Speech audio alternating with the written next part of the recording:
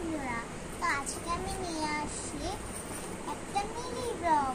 সেখানে আছে রান্নাবাটিটা আস্তে আস্তে আমি দেখিয়ে ফেলি। চলে এবার প্রথমে দেখাচ্ছি চুলা। চুলা আমি 3 রকমের নিয়েছি। একটা হলো আমিষে, দেখেন কত কিউট নেই।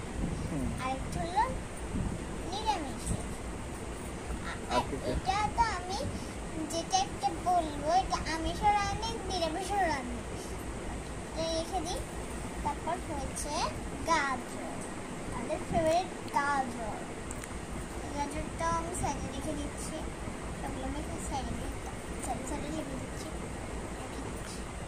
রেখে দেওয়ার পরে তারপরে দেখাচ্ছি, দেখেন কত সুন্দর 3 তলা কেক, কত সুন্দর। এইটা আমি পাশে রেখে